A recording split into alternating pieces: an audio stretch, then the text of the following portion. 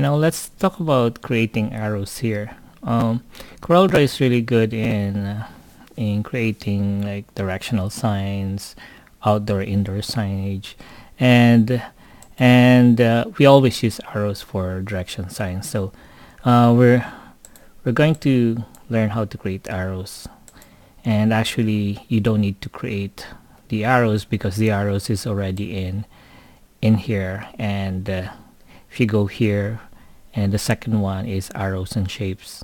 Okay, so I'm just going to delete this ones first, and we'll start by clicking on the arrows and shapes, and then go to the property bar here, and of course you can always change the thickness of the arrows, the outline. Okay, to do that, well, let's just leave it to 0.5.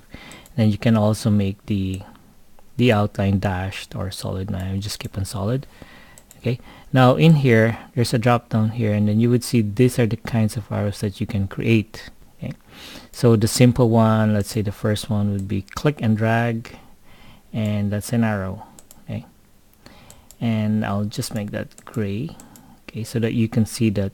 Now again, there's this red icon showing up. If you go there, and then you can adjust the arrow. Okay, you can adjust the arrow if you want it pointed, or you want it, so basically you can change the shape of the arrow.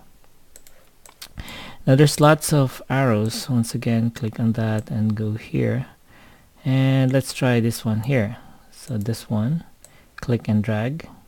Okay, and then if you want to make the arrow point to the left, you just click here and then move it that way. It's like mirroring the arrow. So make that blue, and in here you also get this red icon there, and you can reshape the arrow. Okay, it's a very handy tool. Now let's go to other arrows here. Let's say we go this one, 2 arrows, click and drag. Okay, and you notice that red icon is there again. Okay, and you can reshape that. Okay, the yellow icon is there too. That's for this one, to make it thinner.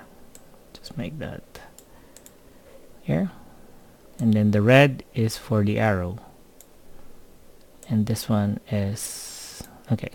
So anyway, you can explore those arrows in that arrow shapes. Let's pick another arrow, which is okay. I think this one here, this one looks interesting. So once again, we can reshape the arrow by clicking on that icon here, there, and we can also click on the yellow there. So explore on those options for the arrows.